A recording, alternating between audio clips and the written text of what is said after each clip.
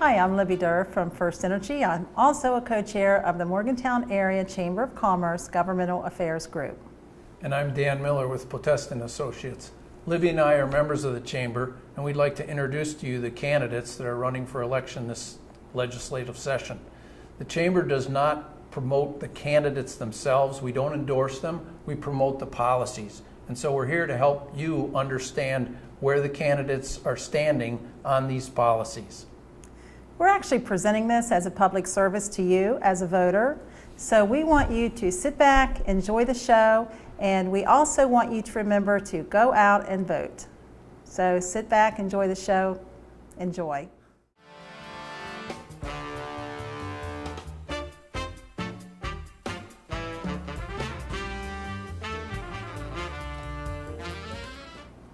We're here with Barbara Fleischauer. Barbara, thanks for coming today. Thank you. Thank you both. Say, before we get into the questions, I'd like to give you an opportunity to talk about why you're running and a little biography on your background. Okay. I'm running because I want to make a difference, and probably every candidate wants to do that, but I want to work to improve our state. We can only go up, and I feel like I have the experience with the legislative process to help with that. I'm currently serving as minority chair of judiciary. I've had a very, very active summer with the impeachment process, but that's why I want to serve. Excellent. Thank you. Well, as you know, the Chamber had surveyed the membership, and we asked for a ranking of the regional problems that need to be addressed by our elected legislative officials. And the first ranked problem in this survey was roads and transportation. That's nothing new. So we have two questions to deal with that. And the first one is, what actions will you take to ensure the state funding for new roads is spent in Monongalia County? And we asked you to be specific. Okay. Well, I think that's the much easier part of the question. Our county passed by a very large majority, over 80%, the road bond. And I think with the respect to the first question, we need to be a little bit patient. The road bonds were just sold this summer, so the money cannot be used. It's going to take a while before all of those projects roll out.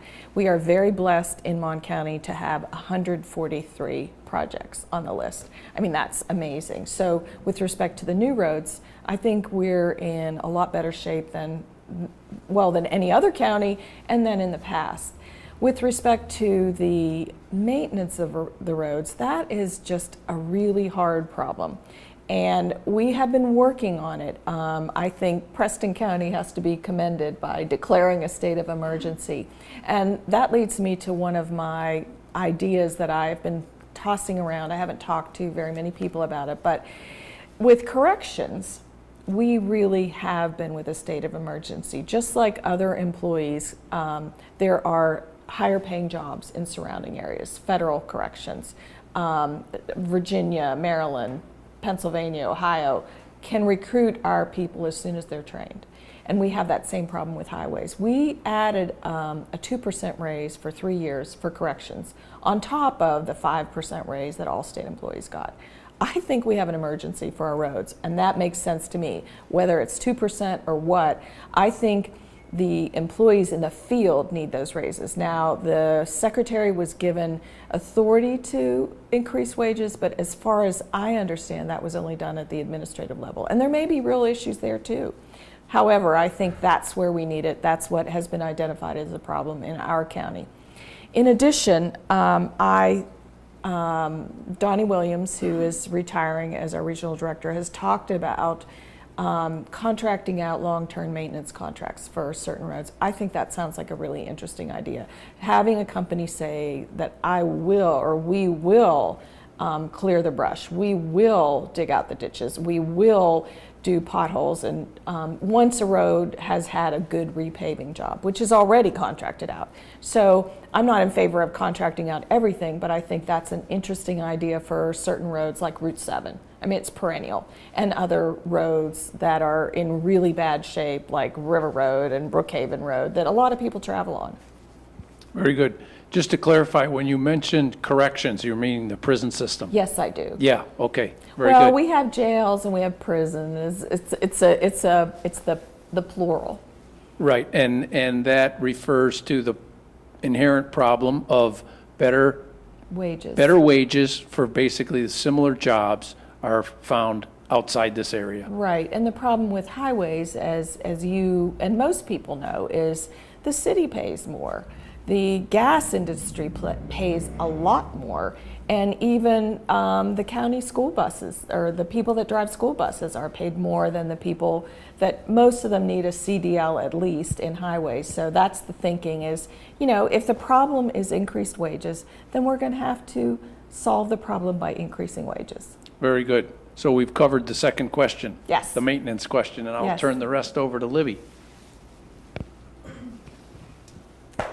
Hello. Hi. We're going to move on to higher education funding. The number 2 priority of our survey results was higher education funding. Many studies have shown the high return on investment in higher education and its ability to build our economy. Question number 3. What actions will you take to improve and preserve funding for higher education in West Virginia? And please be specific. Okay, I think I can do that.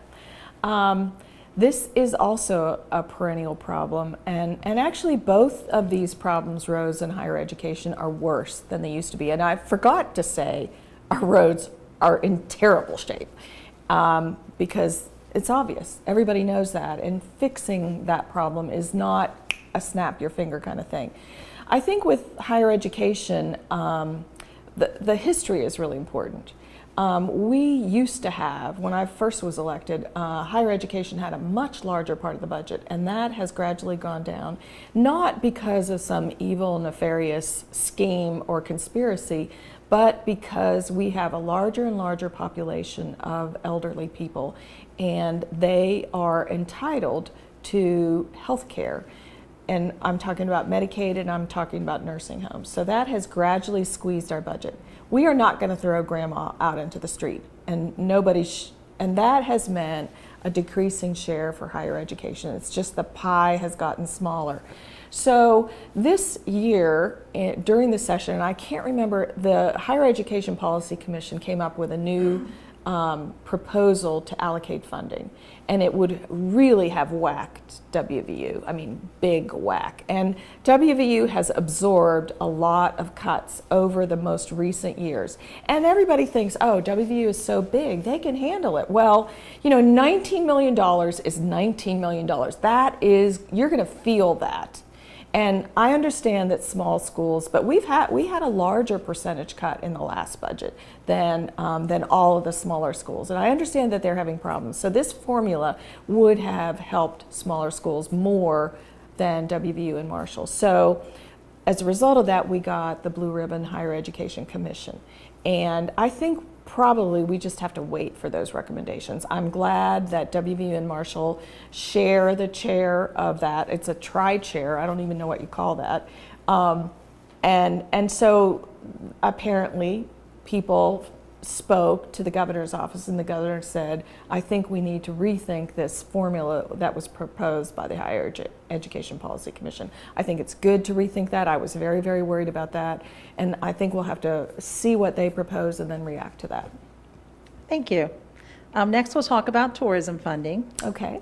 Tourism has a major economic impact in the greater Morgantown area. Although we locally continue to see positive tourism trends, a priority is to capitalize on tourism's 8-to-1 return on investment in our community. Question number 4. What can you commit to do to help pass 2018 designated House Bill 4431, legislation that would set the ground rules for the creation and supervision of the Mountaineer Trail Network? Well, thank you for that question. And I love to end on this one because it's not that hard.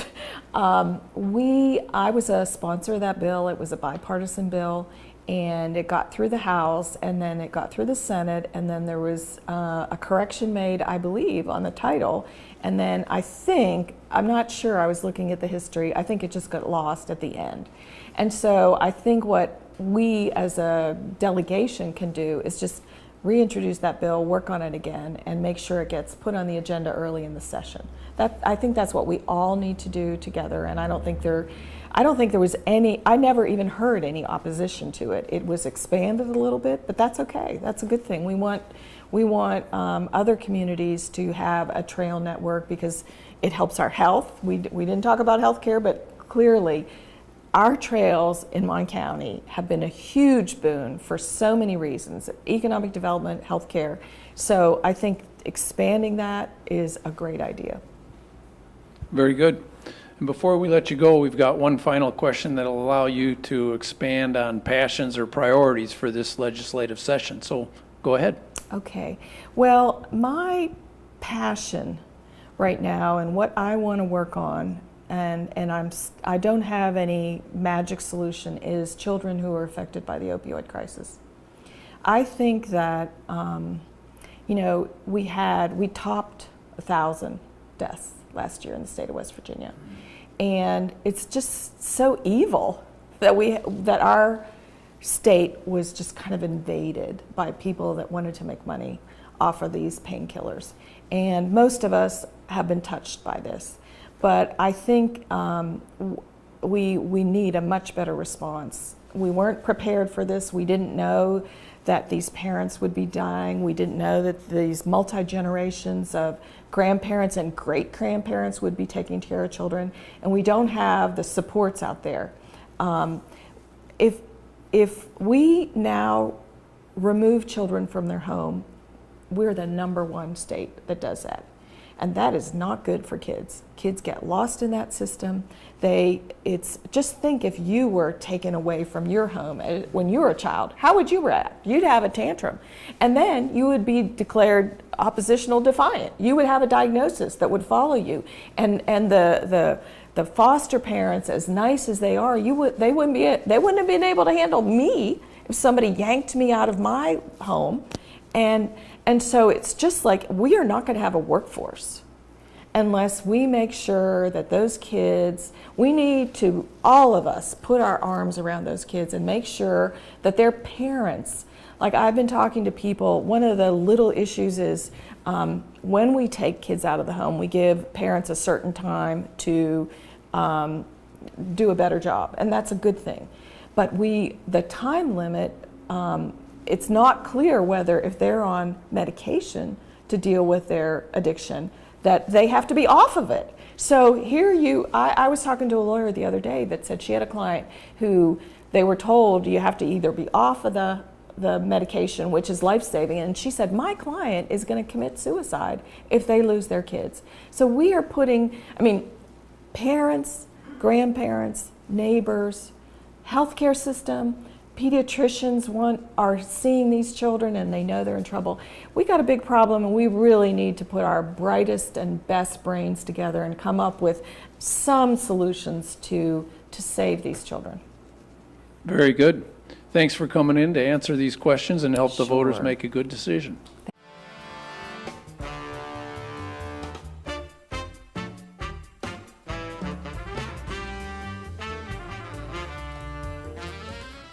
Okay, we're here with Cindy Frich.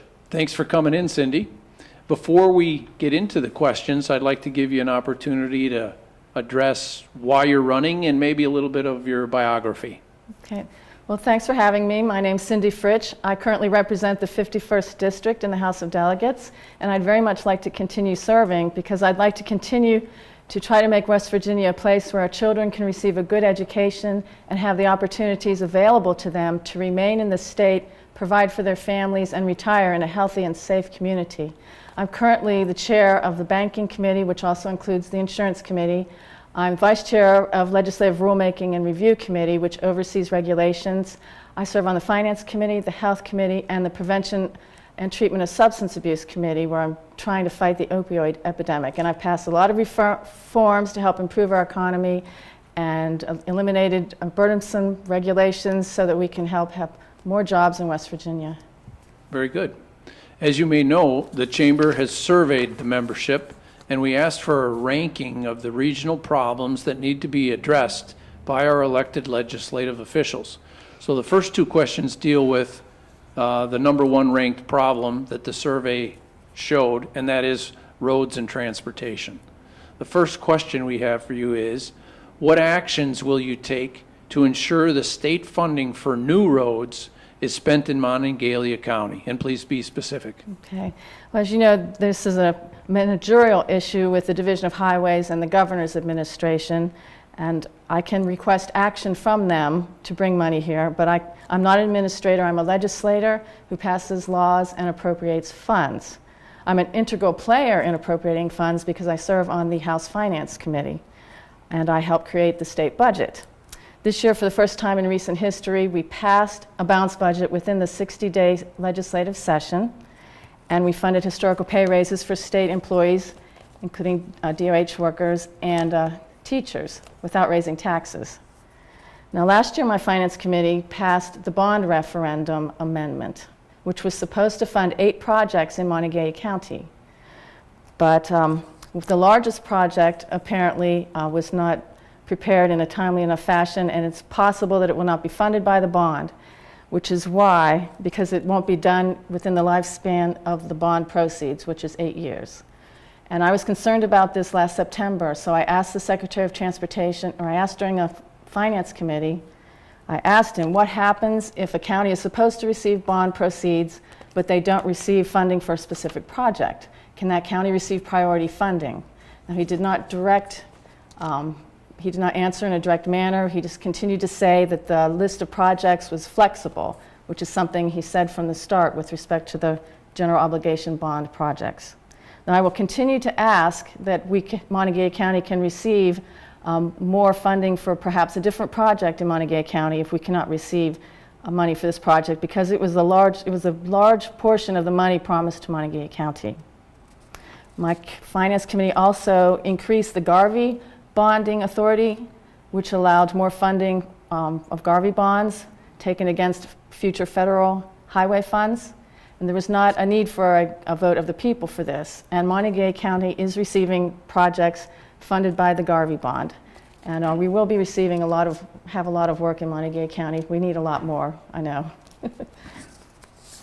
Right, and the follow-up question is, what actions will you take to ensure that the state funding for the maintenance of these roads is spent in Monongalia County? Well, in Charleston, during a finance interim committee this spring, I asked for road maintenance funding formula. I asked for the funding formula, and I asked for a breakdown of maintenance per county, and I asked for that information to be given to legislators. So within weeks, the Secretary of Transportation contacted legislators and county officials in the District 4 area to go down to the District 4 headquarters. He met with each county separately and gave us a presentation of our projected future road projects and maintenance projects. We were told that of all 10 districts, our district, District 4, received the second highest amount of funds in the state. And we finally were given a funding formula to look at. Now, if this funding formula could be changed so that we weighted more heavily or gave a greater value to vehicular traffic, then Monongalia County would most certainly receive more money for maintenance. So that's something that we could try to work on in the future, it might be best to work with the governor on this than to try to get something like that passed the legislature. So that would be a way to get more funds. I'm glad we finally saw the funding formula. Thank you. We're going to move on to higher education funding. The number 2 priority of our survey results was higher education funding. Many studies have shown the high return on investment in higher education and its ability to build our economy. Question number 3, what actions will you take to improve and preserve funding for higher education in West Virginia? And please be specific. Well, again, I serve on the House Finance Committee. I have for 4 years, and much of that time my efforts have been focused on protecting and defending higher education in the budget, and particularly WVU's funding in the budget bill, because as you might be aware, we've had some very difficult revenue years recently in West Virginia because of the war on coal. So I was constantly looking out for WVU. Last year I spared WVU from very deep cuts that the governor and the Senate supported. I helped save WevNet from being zeroed out in the budget, and WevNet is here in Morgantown on Chestnut Ridge Road. There's a lot of jobs there for Morgantown. This year, we actually increased WVU's budget in hopes of giving pay raises to employees. And we have a lot of employees here in Montague County, and that's very important for their families. I need to keep an eye on the funding formula that's being created for higher education. This funding formula will be presented next legislative session to the legislature. And I've been very concerned about things that I've heard about the funding formula, and I'm concerned there might be an effort to take money away from WVU in order to prop up less successful schools. I have been defending WVU Medical School and the health sciences. Again, we've had very tough budget years. There's been a lot of talk over the past 4 years about the soda pop tax and raising it. And folks need to be aware that every time there's an effort to raise the soda pop tax, that's a direct threat to WVU. WVU, if that state code is opened, could lose their portion of the soda pop tax or maybe lose all of it. And if the tax is increased, there could be less consumption, therefore less revenues. But that's something that I've really been keeping my eye on and fighting for. And as a matter of fact, other legislators kind of tease me about it. So I want people to be aware that when you ask for the soda pop tax to be increased, you could be hurting WVU. Thank you. We'll move on to tourism funding. Tourism has a major economic impact in the greater Morgantown area. Although we locally continue to see positive tourism trends, a priority is to capitalize on tourism's 8-to-1 return on investment in our community. Question number 4. What can you commit to do to help pass 2018 designated House Bill 4431, legislation that would set the ground rules for the creation and supervision of the Mountaineer Trail Network? Well, I was a co-sponsor of that bill to create the Mountaineer Trail Network, and that bill just didn't seem to make it across the finish line at the last minute. So I will continue to co-sponsor that bill, and maybe we can get it across the finish line next year. Very good. Before you leave, we'd like you to have a chance to talk about any passions or priorities that you see during this upcoming legislative session. So you can talk about that. Well, jobs are always a priority with me. That's why over my legislative career, I've been involved in passing a lot of reforms, economic reforms that were very controversial in order to help West Virginia. But all of that could be for naught if the opioid epidemic continues to get out of control. We're losing a generation. The lifespan of Americans has decreased over the past couple years. But my former Speaker of the House had such a great understanding of this that he created the Prevention and Treatment of Substance Abuse Committee, and appointed me to it. And I've been involved in passing many, many bills in order to tackle this problem. We will be educating children in the schools to not use drugs. We're increasing beds for people to receive treatment. And we've enhanced penalties for criminals to send a message to drug kingpins to stay out of West Virginia. I've passed a lot of legislation, and we've increased funding. I've fought for the funding. But the problem that remains is that it's very difficult to get people to seek treatment. If you have a family member that has a substance abuse problem, you understand how difficult it is to have them seek treatment. So we've been working on trying to figure out ways that don't violate civil liberties in order to get people into treatment, because it will save their lives, it will save a lot of grief for the families, it'll help the economy. We have a workforce problem because folks are unable to work or be productive because of drugs. We could save a lot of money in the long run if we take care of this problem. So there's still more to do on this front. There's a lot of things to do to help move West Virginia forward. But if we're having so many people destroy their lives, it's for naught. So I hope for people's support in helping to accomplish those goals in the future. Thank you. Thank you for coming in, Cindy, and you've helped educate the voters to allow them to make a better decision come in November. So we appreciate taking the time to come in. Well, thank you for having me.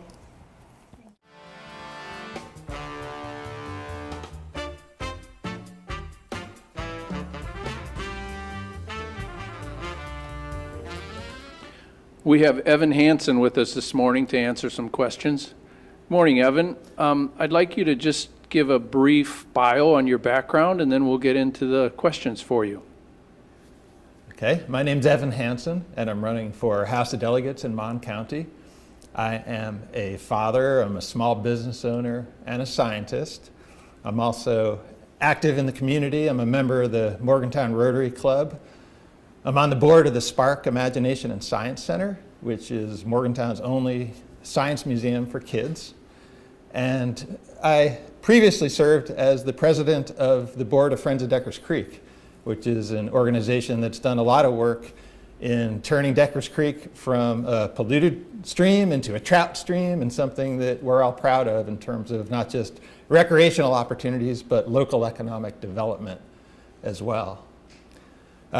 My company that I started here in Morgantown is called Downstream Strategies. We're environmental consultants. We do work related to science and policy and local economic development. And one example of that is that we work with Morgantown Utility Board to help keep our drinking water clean here in Morgantown. And we look for ways to grow jobs across West Virginia that not only provide new opportunities for people, but also at the same time protect the environment. Very good. Thank you. As you may know, the Chamber has surveyed our membership and asked for a ranking of the regional problems that need to be addressed by our elected legislative officials. The number one ranked problems in this survey was, not surprisingly, roads and transportation. Yep. Our questions are, what actions will you take to ensure the state funding for new roads is spent in Monongalia County? And please be specific. Well, I knock on a lot of doors and I talk to a lot of voters, and I hear the same thing from people whose doors I knock on, that people are incredibly frustrated with the roads. And that's a big issue for me. When the road bond was proposed last year, I was very supportive of that, and I'm glad that it passed overwhelmingly here in Mon County and also across the state. Not every one of our local representatives was in support of it. Cindy Frich, for example, was speaking out against the road bond. And I think that's important because one way that we're going to get the dollars that we deserve here in Mon County is by having a unified voice. We need people on the town councils, we need people on the county commission, and we need our state representatives and state senators to all be on the same page, and to be on the same page with the chamber and other community organizations. Because when the Department of Highways is making decisions about where to make investments, they're not going to go where there's division. They're not going to go where we're not all in support of the same projects. They're going to go where we have a unified voice.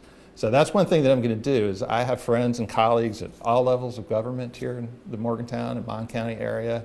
I'm going to stay in close communication with them, and I'm going to build consensus, and then I'm going to advocate strongly for Mon County.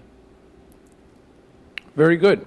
The second question also deals with roads and transportation, and that is, what actions will you take to ensure the state funding for maintenance of roads is spent in Monongalia County? Please be specific. Well, road maintenance is also a huge issue. Again, people bring it up all the time. People cannot understand why the potholes on their road stay unfixed for years. And there's a couple issues that we need to fix. One is that the money that's sent back to the counties is distributed according to a formula. And that formula isn't working for Mon County. It's based on, among other things, the number of road miles. And in Mon County, it's not just a question of the miles of roads. It's a question of how many vehicles we have on the road. It's a question of us having a thriving economy compared with so much of the rest of the state. So we have more vehicles here, and we have more road maintenance needs. Senator Bob Beach has asked for a legislative audit of that formula and of the funding that goes back to the counties, waiting to see the results of that. That will be important. And I'm also a numbers guy. I like to work with spreadsheets and stuff like that. I want to get a copy of that formula and run some numbers and look at some different ways that we might be able to adjust that formula so that we can get more money back here into Mon County. So that's one issue, is that formula. Another issue is, even if you have enough funding here, we need to be able to hire workers to get the job done. And it's a challenge in Mon County because of this thriving economy we have, that the low hourly rates that are being offered to highways workers just can't compete with the private sector. So another solution, which may require legislation, is to make sure that highway workers get paid fairly, and that may mean paying them more in a region like north central West Virginia as compared to other parts of the state where people don't demand as high a wage. So we need to get the money here, and then we need to have a way to attract the workers and pay them a fair living wage so that they actually do the work. Regarding higher education funding, the number 2 priority of our survey results was higher education funding. Many studies have shown the high return on investment in higher education and its ability to build our economy. Question number 3, what actions will you take to improve and preserve funding for higher education in West Virginia? Please be specific.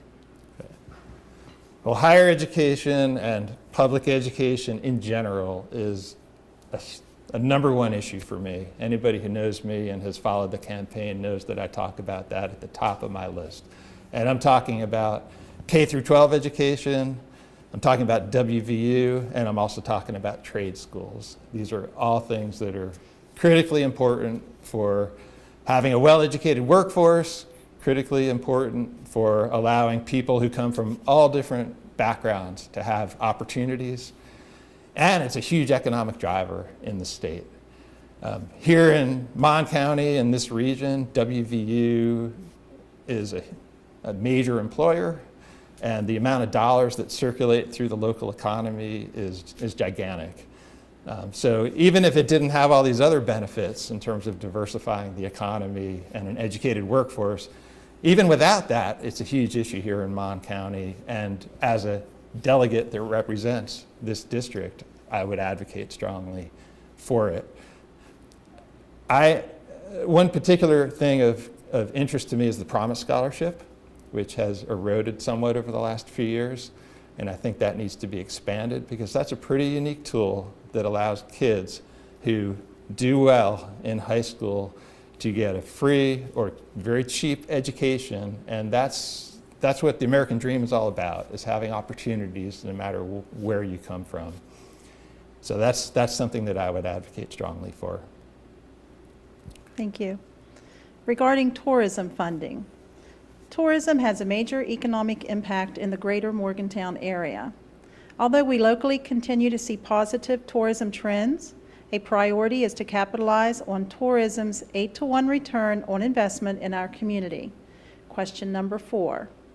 What can you commit to do to help pass 2018 designated House Bill 4431, legislation that would set the ground rules for the creation and supervision of the Mountaineer Trail Network?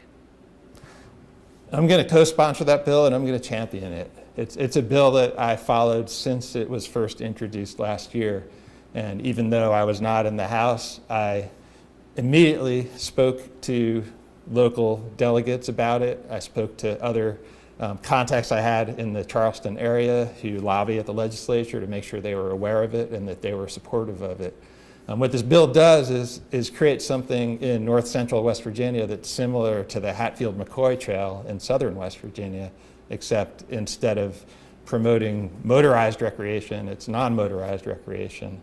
And in southern West Virginia, it's worked out really well. It's created a huge influx of tourists who come to use those trails, and it's a real boon for economic development and jobs, and that's something that we'll see here. A lot of people come to West Virginia for the wide variety of types of tourist activities that we have in the area, the hiking, the rafting, the trout fishing and things like that. And if we could add a trail like the Mountaineer Trail Network to this region, it's going to add even more opportunities and draw in even more tourists. So I'll champion that bill and I'll sponsor it. Thank you, Evan. Thanks for coming in to speak with us about your views. And our final question basically allows you to tell us about any of your passions or priorities for this upcoming legislative year. So you can share that with us, and that's our final question. Mm-hmm. Well, thanks for the opportunity to be here. I would say that you hear from a lot of candidates that talk about creating jobs, and more you hear candidates talk about diversifying the economy.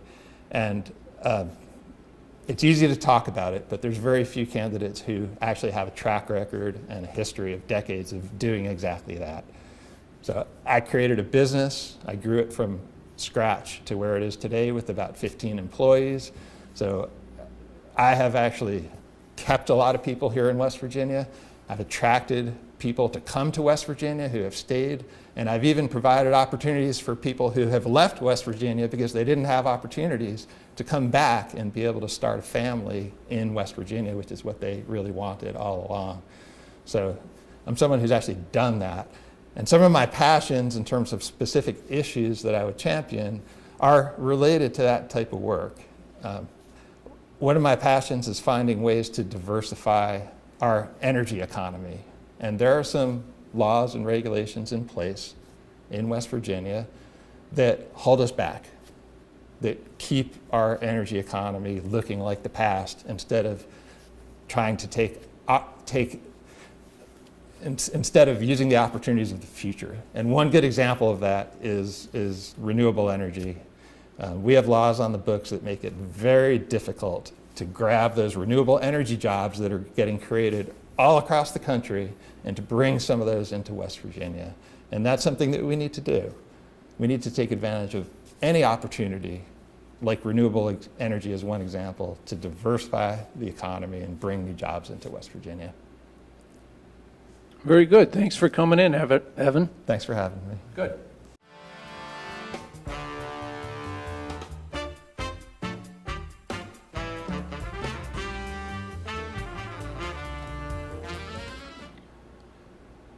Rodney Pyles is with us today, and he came in here to answer some questions for the chamber. Rodney, before we get started on the questions, could you give us just a very general, brief background on why you're running and a little biography? Well, I've been serving in the House of Delegates for a year now. I enjoy serving the people of Monongalia County very much. It's been an exciting experience for me, and I'd like to go back for another term. I have some unfinished business that we might talk about later, and that's that's basically why I'm running. I want to continue the fight, enjoy the experience. Well, good. We thank you for coming in. As you may know, the chamber had a survey of the membership here in Mon County, and we asked for a ranking of the regional problems that need to be addressed by our elected legislative officials. The number one ranked problem in this survey was roads and transportation. Isn't that a surprise? Okay. Yeah. Well, Yeah. the question, we have the first two questions deal with that. And the first question is, what actions will you take to ensure the state funding for new roads is spent in Monongalia County? And please be specific. Okay. Well, before I get to that, I guess I didn't completely respond to your first question, and I just want to give some bio here, which I didn't have an opportunity to do. But I was born and raised in Monongalia County in Morgantown, and attended WVU, where I received bachelor's and master's degrees in political science. I taught political science at Alderson Broaddus University from 1969 to 1971, and was an assistant curator at the WVU Library from 1971 to 1977. In 1977, I was appointed by Governor Rockefeller as Director of Archives and History, and helped strengthen the law governing the collection and protection of historic government records.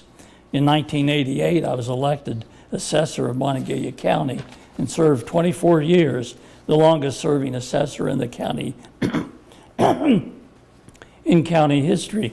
Commercial and residential growth in this period increased assessed values from $720 million in 1989 to $4.6 billion in 2012. I expanded the use of computers in the office, created a website, and made tax maps and ownership records available on the internet.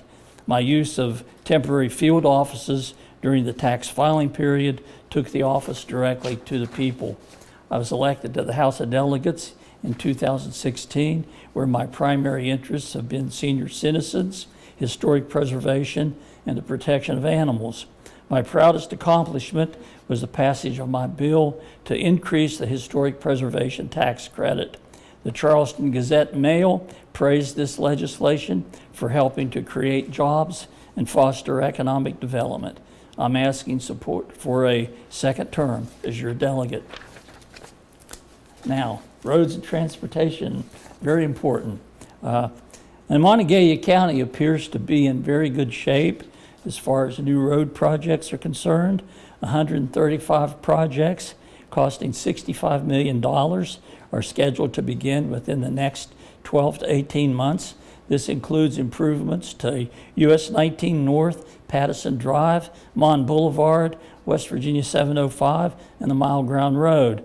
Other projects scheduled to begin later include improvements to the Greenbag Road, Beechhurst Avenue, West Run Road, and a northern bypass with a new bridge across the Mon River and a new connection to I-79. With new construction and maintenance, the most important thing a delegate can do is communicate directly with the Department of Highways. Between the end of the legislative session in March and the beginning of June, Delegate Fleischauer and I met 4 times with District Engineer Danny Williams. One of these meetings included Secretary of Transportation Tom Smith. I have attended 2 meetings of the North Central Road Caucus that includes legislators and county commissioners from all of the 6 counties in the Department of Highway District 4. This group will keep the DOH focused on maintenance issues in the district. As an individual delegate, I communicate all road complaints directly to the district office. In Charleston, I was co-sponsor of House Bill 2991 to require the Department of Highways to establish a statewide hotline to allow individual citizens to communicate road complaints. This bill did not pass. But the DOH on its own has now established a hotline. House Bill 2829 that I also co-sponsored would have required the state to establish a toll-free hotline to receive comments from the public about programs and services in all departments. One issue that kept coming up in our meetings with the DOH was that maintenance lags due to understaffing stemming from low wages. For example, the starting salary for truck drivers in the DOH is $11.50 per hour, but a truck driver can make $19 per hour in the private sector. Salary scales are established by the Department of Personnel. House Bill 2477 that I co-sponsored would have required the heads of the DOH and the Department of Personnel to collaborate on hiring procedures. Because this question relates to roads and transportation, I want to say something about the airport. House Bill 4238 that I co-sponsored was passed and will permit the city and the county to establish a joint airport hazard authority. The bill was requested by the city of Morgantown and will help expedite improvements and the expansion of the Morgantown Municipal Airport. Thank you. The second question is very similar. What actions will you take to ensure the state funding for maintenance of roads is spent in Monongalia County? Okay. Well, you mentioned maintenance, and I think I discussed maintenance in my response. But I think the important thing is the staying in touch with the Department of Highways district office. We have a bully pulpit of sorts, not a big one, but when we talk, they listen, and I have found when I have communicated problems to the DOH, they have generally responded within within a couple weeks. I was really, really surprised about, I mentioned a pothole or something and go back within a few days, and see it's fixed. Gee, I do have some influence. So, and I think this authority that's been established, this task force with the different county commissioners and legislators, I think that's going to be helpful because they're going to keep the heat on. And of course, we haven't met in a while, but I think this group is going to keep the pressure on the DOH in District 4 to look after our roads. But this thing too with the understaffing, I mean, we kept hearing that over and over again, that they were understaffed and they couldn't couldn't fill all their jobs, and that's why the bill that I co-sponsored to get the DOH and the Department of Personnel together on some of these hiring issues, and so maybe we can change the salary scale or something so that we can hire better people for the DOH, hire more people and keep these jobs filled. Thank you. Next, we're going to move to higher education funding. The number 2 priority of our survey results was higher education funding. Many studies have shown the high return on investment in higher education and its ability to build our economy. Question number 3, what actions will you take to improve and preserve funding for higher education in West Virginia? And please be specific. Yeah. Well, that's difficult, and being specific is difficult because as a freshman member of the minority party, there's little that an individual delegate can do, and things come out of the budget comes out of the finance committee, and the leadership, the majority party leadership kind of guides these things through, and they have a mindset against new revenue, which is something that is needed if there's going to be any and if we're going to fight some of these budget cuts, but budget cuts of over $75 million since 2012 have hurt WVU to the extent that tuition costs have increased from $2,000 in 2001 to over $8,000 for the current year. And this increase in tuition has created a financial burden for students, has contributed to the student debt problem, and has made college unaffordable for many West Virginians. And all the other colleges have also seen their budgets cut. And I will oppose any further cuts in the higher education budget, as I did during the last 2 sessions. I would help WVU and other colleges by supporting revenue measures that are sufficient enough to prevent further cuts in the current overall budgets. In 2017, the governor proposed a revenue package that would have passed in the House of Delegates if it had gotten out of the Senate. But it didn't get out of the Senate. It was killed in the Senate.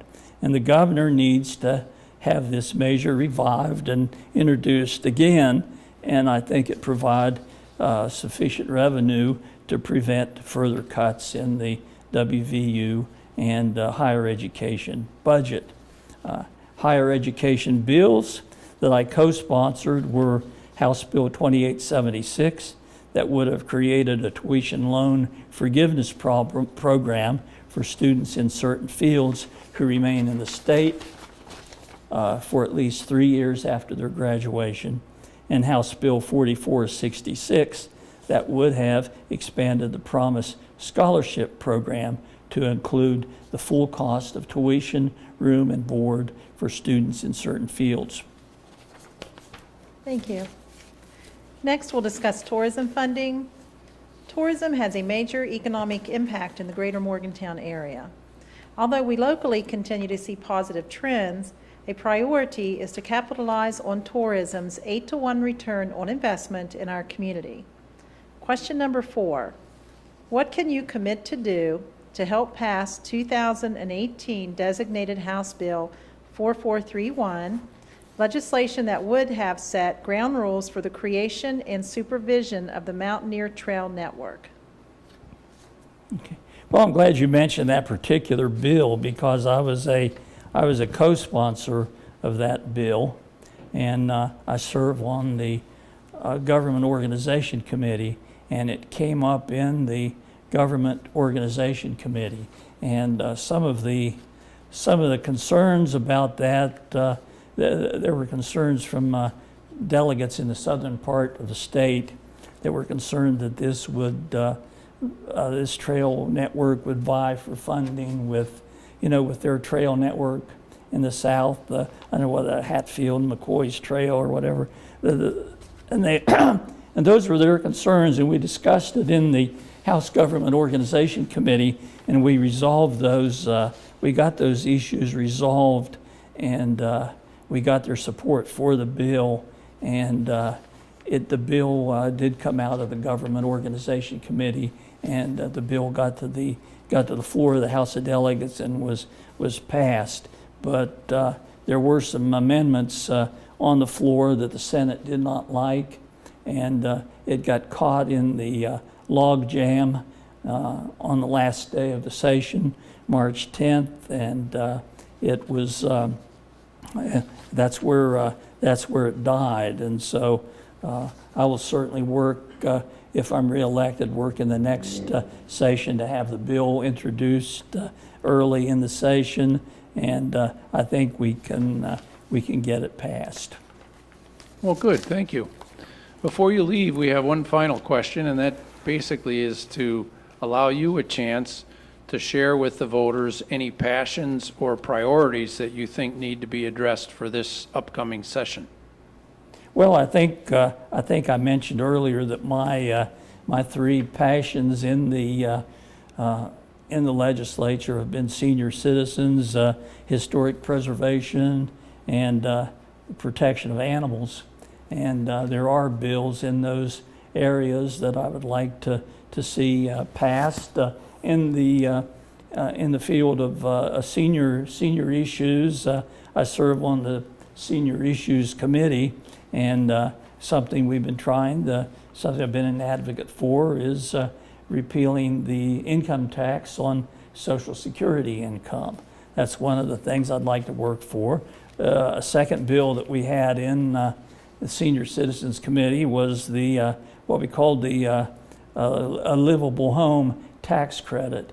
This would be a tax credit that would be given to people who have to modify their home to make it handicapped accessible or something, be that spatial tubs or showers or widening doorways, lowering counters or whatever things have to be done to a home to make it accessible for a disabled or elderly person. And another thing was, of course, we've fought for years, have been an advocate for years of increasing the homestead exemption, which has been $20,000 since 1985, and we need to get that increased.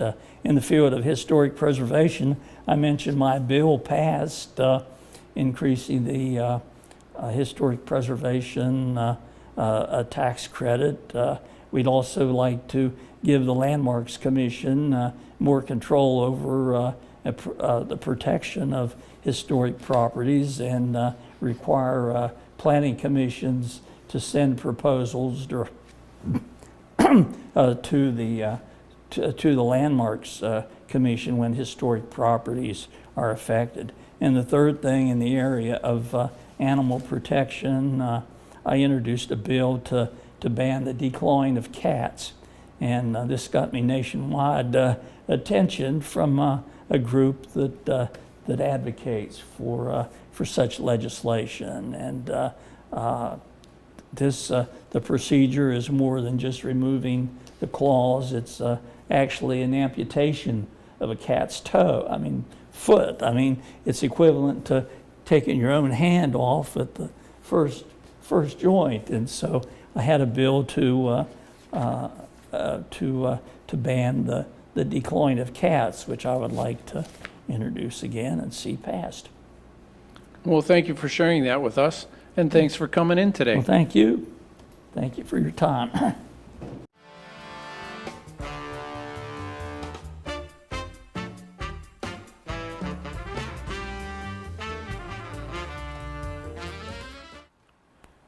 We're here with Roger Shuttlesworth this morning, and we've got a few questions for him.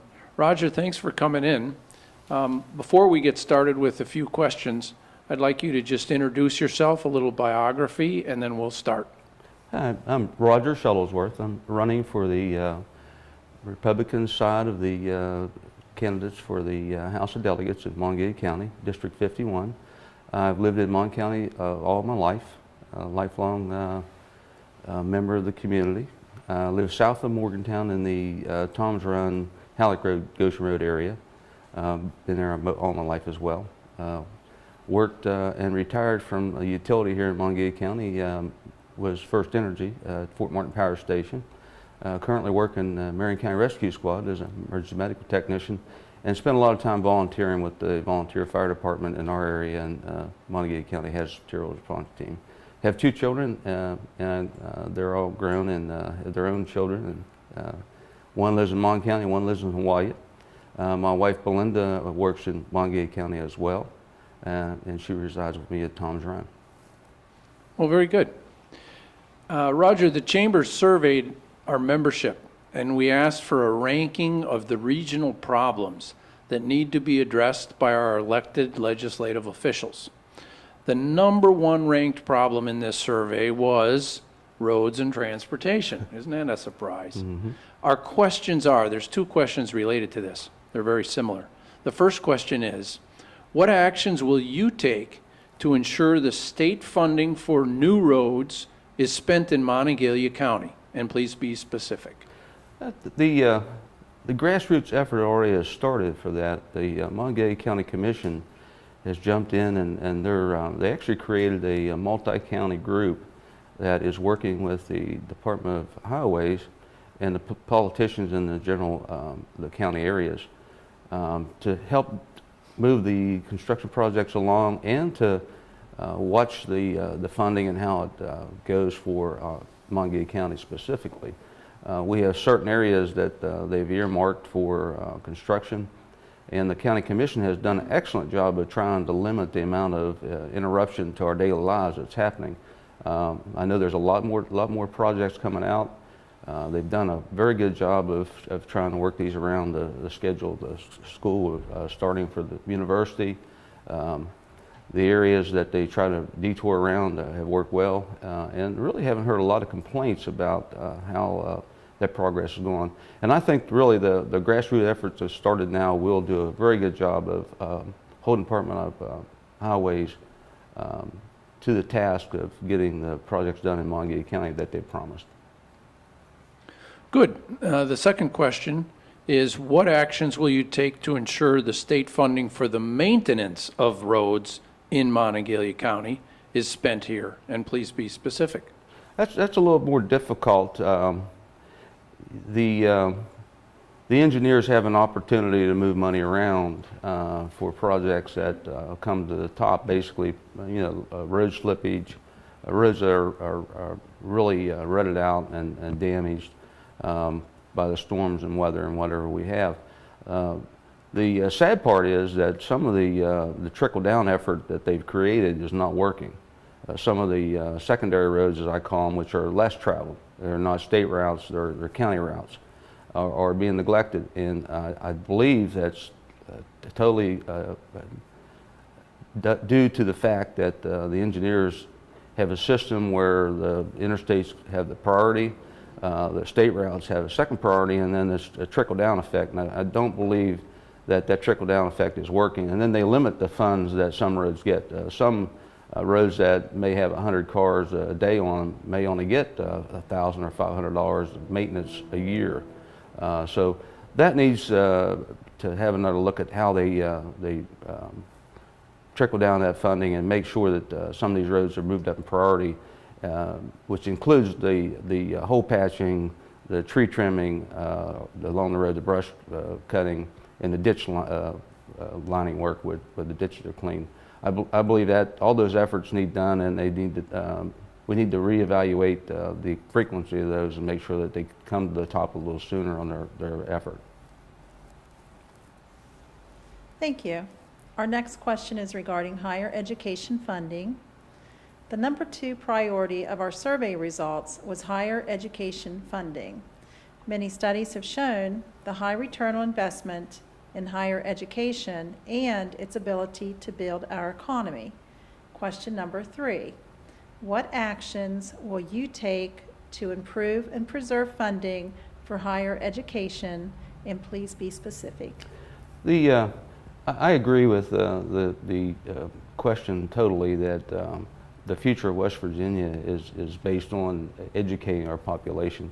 A more educated blue-collar group, or even our what we call white-collar group, which are the jobs that are basically leadership kind of positions, require some kind of education. Even working as a utility worker, they have training programs right now through the college system and the junior college system, which is working toward educating the blue-collar workers as well as the folks that want to go into engineering or what I'd call is the higher educated positions.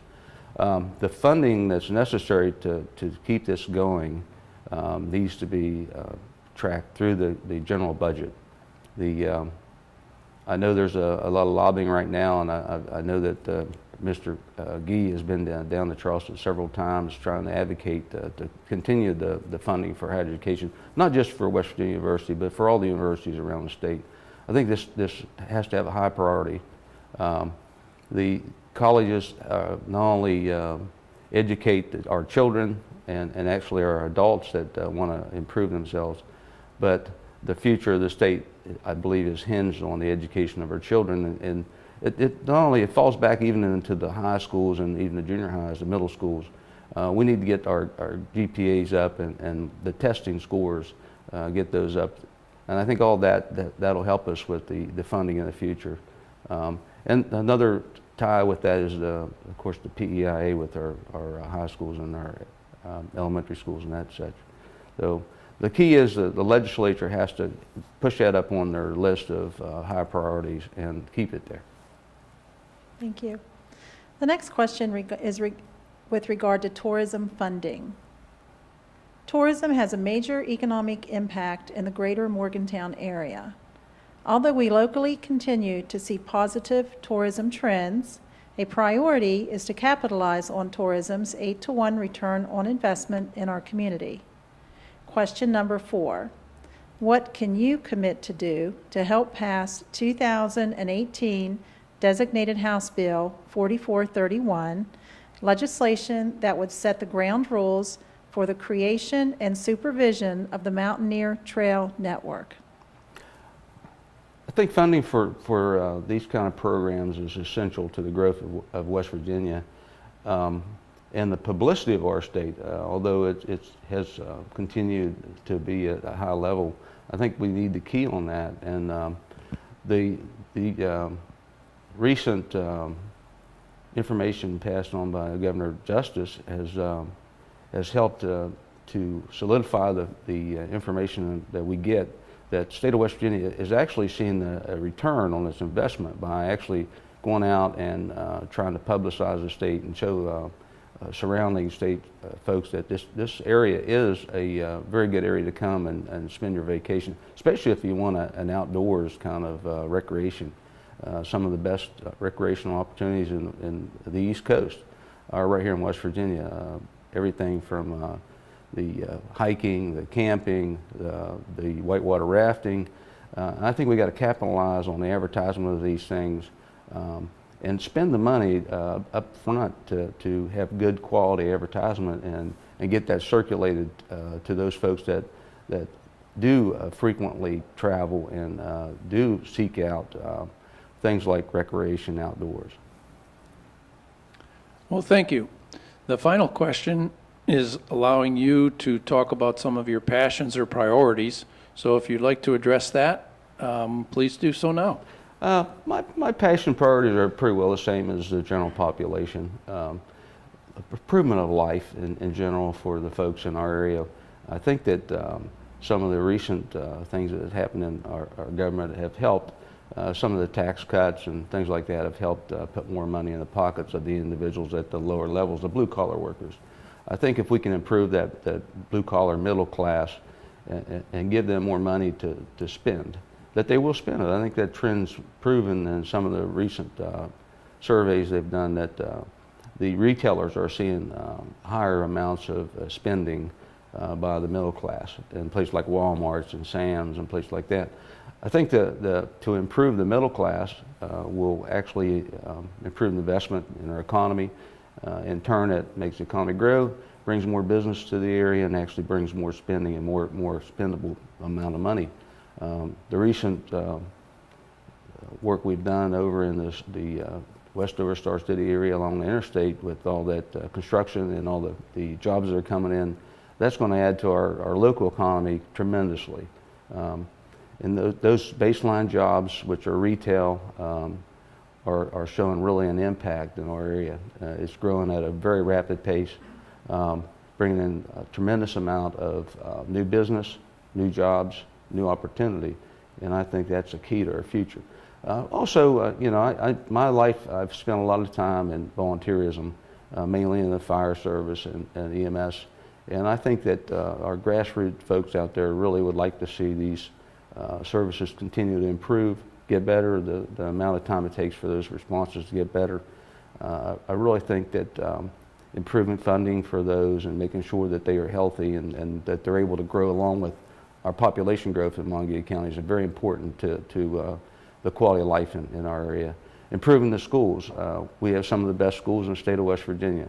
I think that improving the schools, improving the atmosphere at the schools, working on the PEIA issue with the teachers, and trying to get the best quality teachers that we can for the children of the state of West Virginia is very important. It ties in with the question about higher education. If we don't start at the lowest level, when the children are in preschool and elementary school, and try to work with them and get their education and knowledge level up to the point where they can compete with other states, other countries, that we're going to be left behind. I think it's very important that we work on our education system and improve it wherever we can, and give it the funding necessary to bring us up to a level where we're at the higher percentile in the United States of our education system. Very good. Thank you for sharing your views, Roger. Quite welcome. Thank you. Thank you for inviting us down. Appreciate it.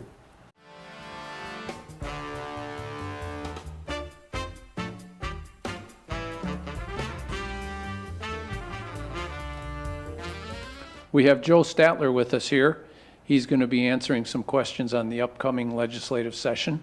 Joe, thanks for coming in. Thank you very much for inviting me in. I appreciate this opportunity. Good.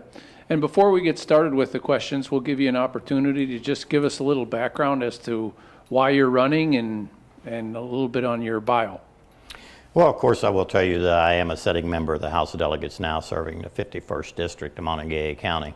And as always, when I take a job on, I want to complete the job. And I don't feel that I've completed everything that I possibly feel can be done to make not only the area, but the state of West Virginia better.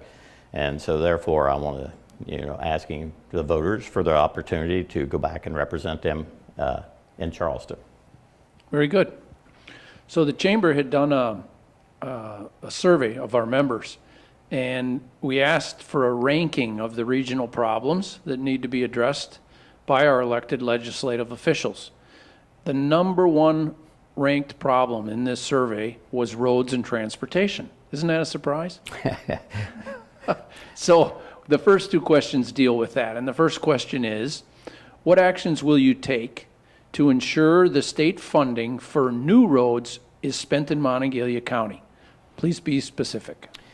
Well, one thing that I will tell you that's great, I think that the state auditor has already got a program out there that will look at this issue and completely follow and trace through down to the penny of what the roads prosperity money is and where it's being used and how it's being used.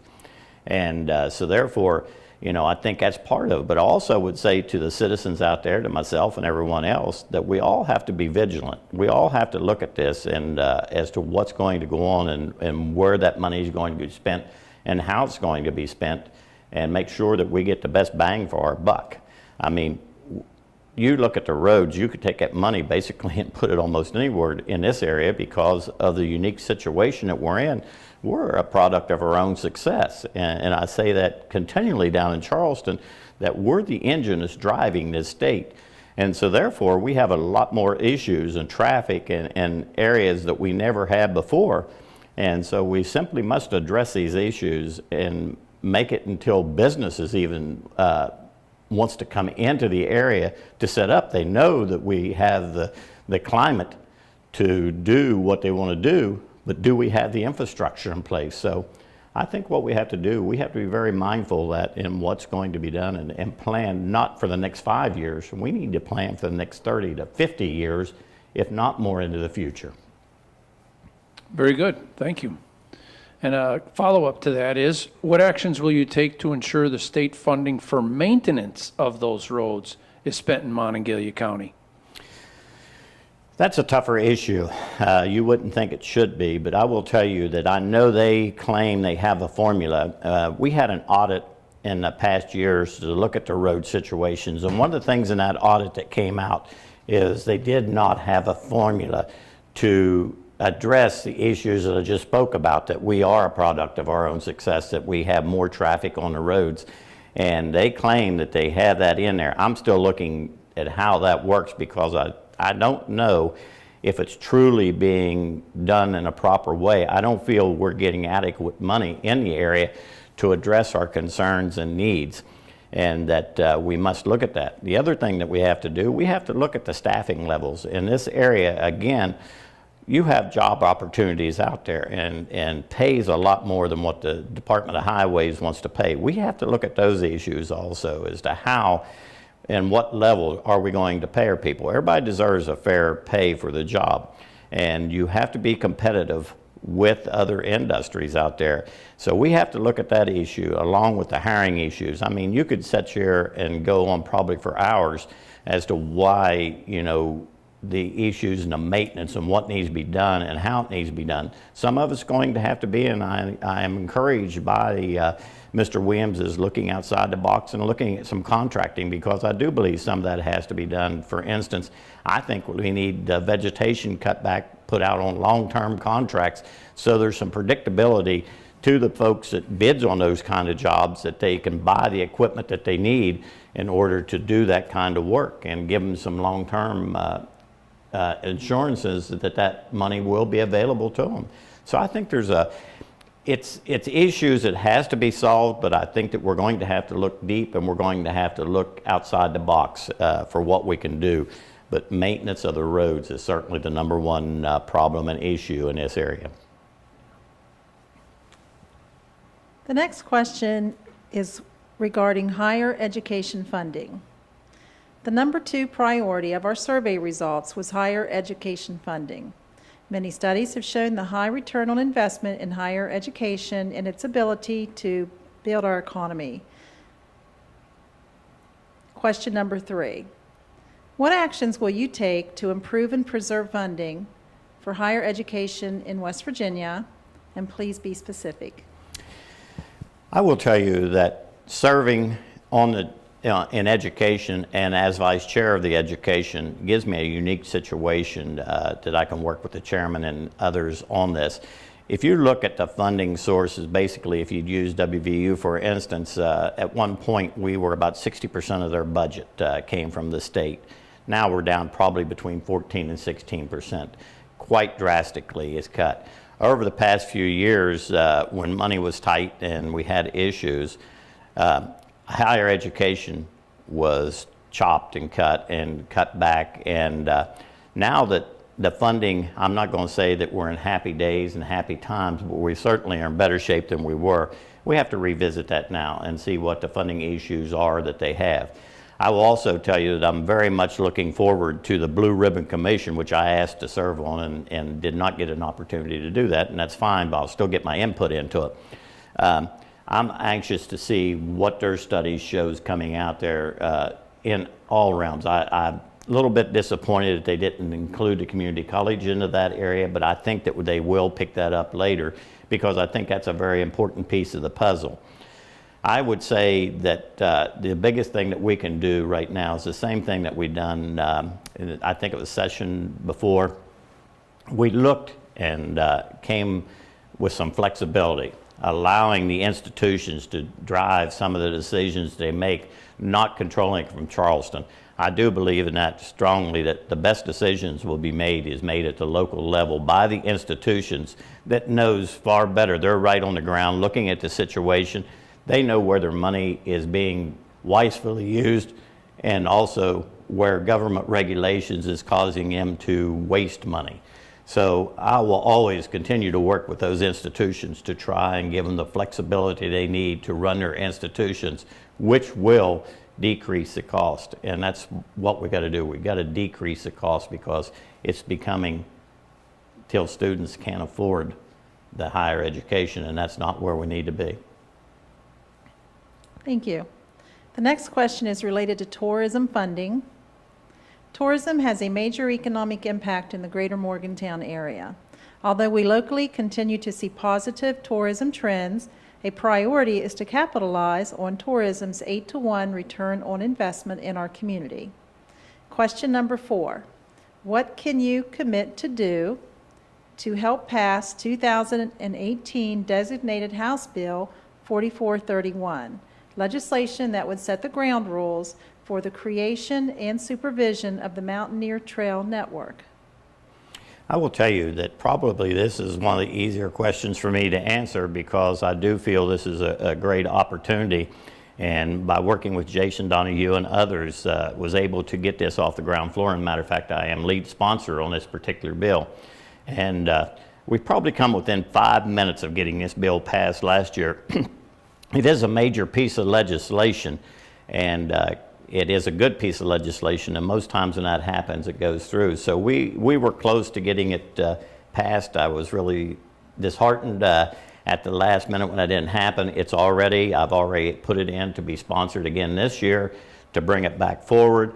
And when we just recently elected a new Speaker of the House, as we spoke earlier about Roger Hanshaw, I will tell you I've already spoken to Mr. Hanshaw, to the Speaker, about this piece of legislation that we need to move it forward. He's familiar with it because Mr. Hanshaw worked with me in Judiciary last year in a couple things that we needed to do to move this forward. I spoke to the other chairs that I feel that this piece of legislation will come before so that I can get them already, so when January rolls around, that we can get this particular piece of legislation moving quickly and get it moving forward, so we're not relying upon the last day of the session to get it passed. And last year we had some problems in the Senate side, not problems, I guess. They wanted to put some amendments on it, and that was fine. They did. We will simply look at those amendments this year and start the legislation through. We do know that there's other counties that wants to be added into this role. We're going to evaluate that situation because it is a good piece of legislation, and it will bring groups coming into this area that we have not had in. As a matter of fact, the groups have already reached out to me, and one of the lead attorneys in the Senate, they met with them down there, and she contacted me and said she very much wanted to be part of this legislation moving forward. So I feel that this particular piece of legislation is very much in tune to go. And we've also been in contact with the governor's office to make sure that this piece of legislation, how important it is to the area, that we can get it moving and going forward quickly in this session. Very good, thank you. Well, before we let you go, we'd like to know your priorities or passions for the upcoming legislative session, so you've kind of got a free question there. You know, if you think about what your priorities and passions are, there's lots of things that's out there that is a priority and a passion to me. You know, I only want to do what's best for the state of West Virginia. I really look at all the issues that's out there, and I know that you're never going to get 100% of the people agreeing with you on any issue. But the one thing that I can tell the people is when I take it forward, it's something that I believe in, that I really think is important to the citizens, and especially of this area. I'm mindful of that the constituents of this area is controlling of who goes to Charleston, and you have to answer them. But I also answer to the people of West Virginia. I want the state to move forward as a whole, and my passion is just to leave, the state of West Virginia in better shape when I leave than when I started. And so therefore, there's any particular issues, I spoke about the Mountaineer Trail bike bill, that's very much a passion to me to move it forward because it's important to the people of this area. And I do believe that this is something that can be important to the state of West Virginia. There's always the folks at the Hatfield and McCoy Trails always worries that somebody's trying to create another Hatfield and McCoy Trail, and they're very protective of that for very good reasons. The southern part of the state, a lot of their tourism dollars comes from that particular trail. So we're mindful of that, and we're not trying to recreate, or we're not trying to be in competition with them on that. So, these are the issues that you have to go down, and you have to walk the halls, and you got to be willing to work with other folks. It's not always my way is the right way. We have to be able to set and compromise and think about what we're doing on both sides of the aisle. Very good. Well, Joe, thanks for coming in today, and we appreciate your comments. Thank you very much.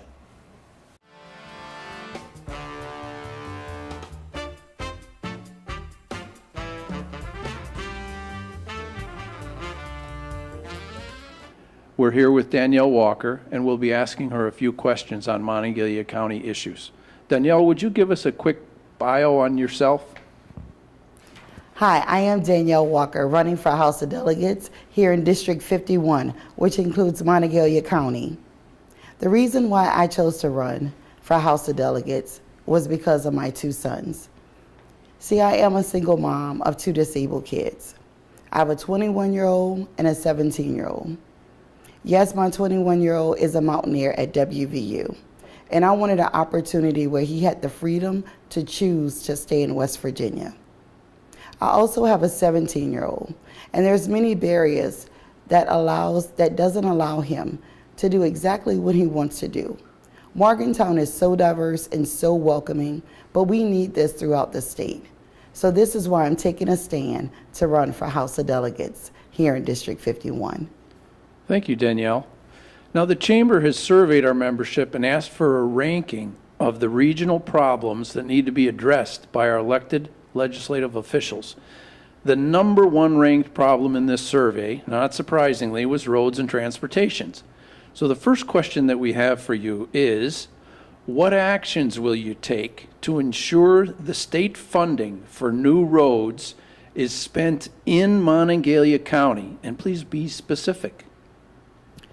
Yes, roads are the avenue where we all need to go.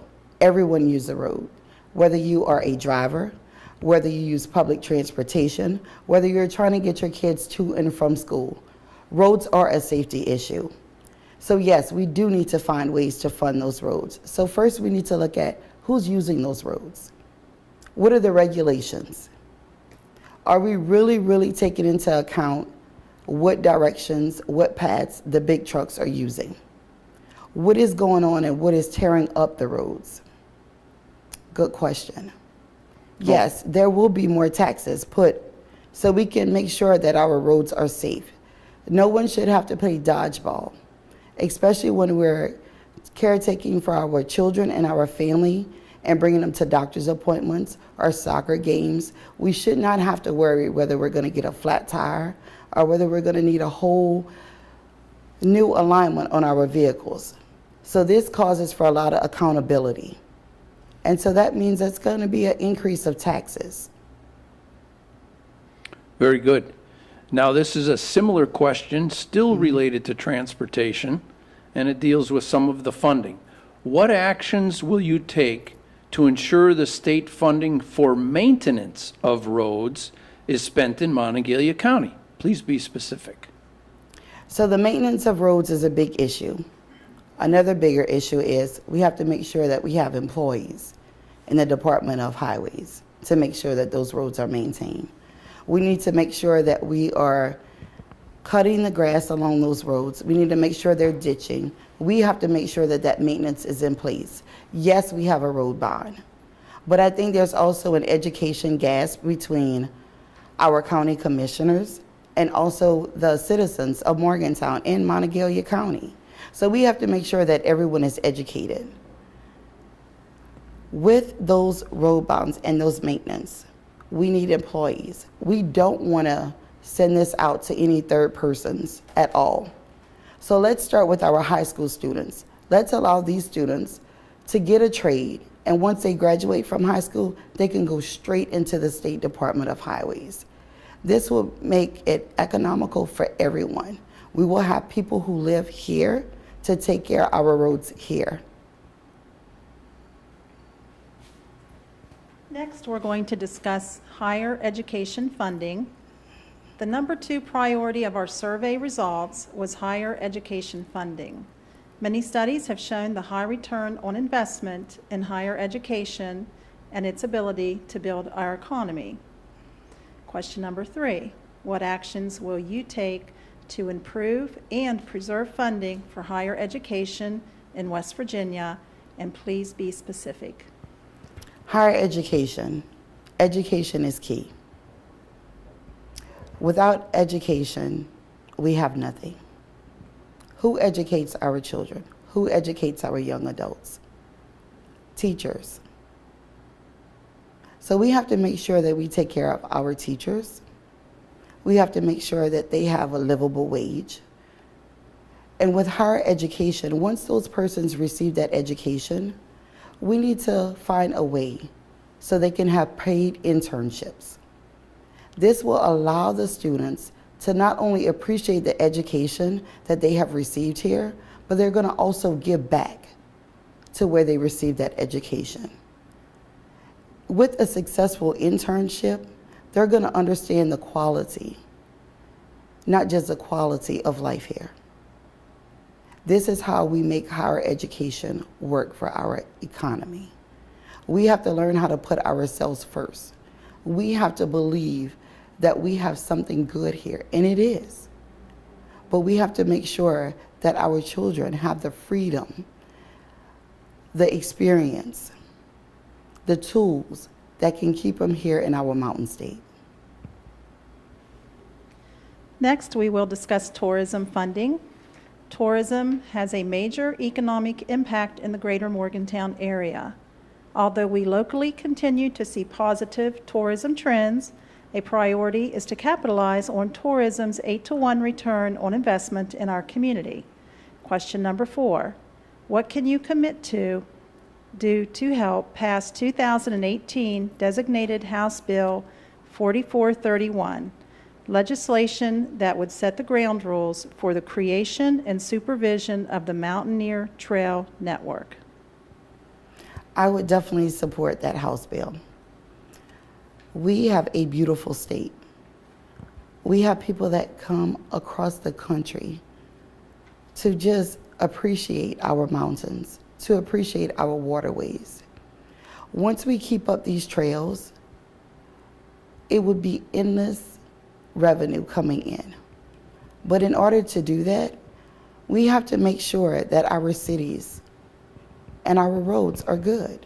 We have to make sure that there are sidewalks getting to the trails. We have to make sure that those trails are also accessible. So yes, I would support this House bill, definitely, by far. I think it would bring more jobs, because then we would even have students like West Virginia Adventures that could also do tours. That would bring so many opportunities, and we need that. We appreciate it every day, and sometimes when you live in a place, sometimes you have to take off your blinders and get out of the tunnel vision and use peripheral vision. So yes, this House bill would be approved. Good to know. Danielle, thanks for coming in and sharing your views with us today. We have a 5th question that is kind of open-ended. And I'd just like to say, if you have any personal goals during this upcoming legislative session, you can share those, some of your passions on other areas that you might want to focus on. Affordable housing is very dear to my heart. One, because I am a Mon County partner family. And it's not just affordable housing, it's affordable, safe housing. See, giving a family the opportunity to have home ownership will give them an opportunity of sense in the community. It will push that family to want to get a better job. It will push their children to want to have a higher education. This is how you build communities. This is how you build wonderful neighborhoods. This is how you build leaders. And we need that throughout. We have so many persons that pay higher in rent than what they could be paying in a mortgage. But we have so many stigmas. See, Mon County Habitat for Humanity was not a handout. It was a hand up for me. I worked very hard for that home, for my family. It not only gave me responsibilities, but it also gave me the tools of what I needed throughout life. And that was hard work and dedication. Well, thank you, Danielle. It's been a pleasure talking with you this morning.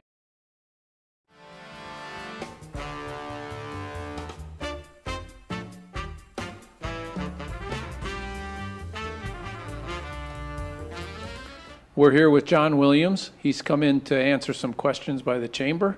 And John, thanks for coming in, by the way. Thanks for having me. And before we get started, we'll give you just a minute or two to talk about why you're running and a little bio on yourself. Thank you very much. My name is John Williams. I first ran for the House of Delegates in 2014, and I lost, and I came back in 2016, and I was able to win, and I'm finishing up my first term in the House of Delegates, and it's certainly a term that I feel proud of, and it's a term that I would look forward to replicating in the House of Delegates for another 2 years. It's a term marked by working on the road bond. Road issues were one of the biggest priorities that I had during both of my campaigns. And so getting the chance to work on the road bond and other roads issues, which you'll hear about from me today, was certainly exciting. Additionally, always looking at how we can better our community in terms of small businesses.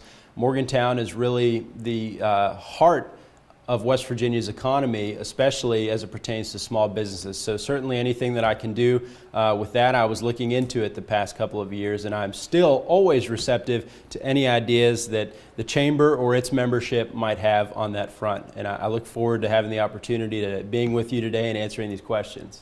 Very good. So as you know, the chamber surveyed our membership, and we asked for a ranking of the regional problems that need to be addressed by our elected legislative officials. As you may guess, the number one ranked problem in this survey was roads and transportation. So the first two questions are on that. Our first question is, what actions will you take to ensure the state funding for new roads is spent in Monongalia County? And please be specific. In terms of getting new roads built in Monongalia County, we need to be in constant dialogue with the Division of Highways, always talking to them, reminding them of the projects which were listed on the road bond. I was a huge proponent of the road bond, but a part of that is making sure that they do stay the course and work on projects that they said they would. Not only that, we need to communicate with delegates from the southern part of the state. They have a unique perspective on state politics. It's their feeling that the coal industry powered our state, powered our country for so long that now they are due something. They should receive some special consideration since their economy is in such a depression. And I sympathize with that, and I agree with them on that. But one way that we can help them is with investment in state dollars. And the way we can increase state dollars is by investing in our local economy up here in Monongalia County. We have an economic beast in Monongalia County, and we need to unleash that beast. And one of those problems that we have with this current economy is the constraint that we have on our roads. If we don't fix our roads, eventually there will be an economic bubble, and that bubble is going to pop. We need to do everything that we can to make sure that as we are erecting new structures, we're developing new roads that can take people through and throughout our area. And I think that's vital, and that's a case that I've been making to delegates from the southern part of the state, and it's a case that I will continue to make in my next 2 years. Very good. And a quick follow-up to that is, what actions will you take to ensure the state funding for maintenance of these roads is spent in Monongalia County? You know, these are sort of two sides of the same problem, but there is a little bit of a difference as we talk about roads maintenance. Right now, the way that the Division of Highways divvies up roads money, it's just sort of willy-nilly thrown about however they please. There was a bill that was introduced in 2015 by former delegate Brian Kirchaba that would have created an actual easily digested formula for people who wanted to look at it for how roads money was given out. And that formula would have been miles of state road in a DOH district and vehicle traffic in a DOH district, and the amount of money they would have received would have closely correlated to that formula. That's better than the current system that we have. Well, guess what? What we have right now, we have the most state road mileage and the most vehicles in our district, but we receive the second amount of dollars to the DOH district that Charleston is in. So we need to have some way to identify how exactly this money is given out and make sure that it's given out in a fair manner. And so that bill, Delegate Statler took that bill, and I was proud to be a co-sponsor with him on it. I worked on it very hard in the legislature, and I think that's a huge part of the attacking plan to make sure that we get adequate road maintenance, especially when you consider how many more vehicles in state road we have in District 4 compared to other parts of the state. Thank you. Our next question is about higher education funding. The number 2 priority of our survey results was higher education funding. Many studies have shown the high return on investment in higher education and its ability to build our economy. Question number 3. What actions will you take to improve and preserve funding for higher education in West Virginia? And please be specific. Thank you. Higher education in general, is a silver bullet to a variety of problems that we face here in West Virginia. We need to be training students for the 21st century job market, and I think that higher education is a huge part of that. We need to invest in their education. Something that I've considered and I've talked with several folks about as it pertains to funding PEIA could also be translated over to the funding of higher ed, and that would be to look at the severance tax on natural gas to see what increases could potentially be made there in order to finance more money for higher ed. There are also calls in the Capitol to reduce the soda tax, which right now WVU Hospitals is a huge beneficiary of the tax on soda. So I don't think that we can afford to do that, because not only has WVU educated so many West Virginians, but it's also turned into one of the best research facilities on the East Coast, and that's truly a gem. We can't do anything that would potentially hurt that. Additionally, West Virginia needs to make a reinvestment in the Promise Scholarship. The Promise Scholarship was meant to be a full coverage of tuition, and right now there are gaps in that coverage and tuition, and we need to take the Promise Scholarship back to a fully restored funded state so that all children have the opportunity to get a college degree. Thank you. Our next question is about tourism funding. Tourism has a major economic impact in the greater Morgantown area. Although we locally continue to see positive tourism trends, a priority is to capitalize on tourism's 8-to-1 return on our investment in our community. Question number 4. What can you commit to do to help pass 2018 designated House Bill 4431, legislation that would set the ground rules for the creation and supervision of the Mountaineer Trail Network? I worked very hard on that bill. I was a co-sponsor of that bill, and it came through one of the committees in which I serve, which is the House's Committee on Government Organization. And we've touched on it a little bit earlier. The problem with that bill that I ran into was the Southern delegation. They are very protective of the Hatfield-McCoy ATV trail. That's something that they really care about. That's something that's done a lot for their economy. So the biggest battle with them was reiterating, no, this is simply mountain bikes. We're looking for mountain bike tourism. And as soon as I was able to get that point across to them, the sooner the bill was starting to get some serious legs. The problem that we had with this bill, the reason that it didn't pass, and it's just the fact, the legislative session is only 60 days long.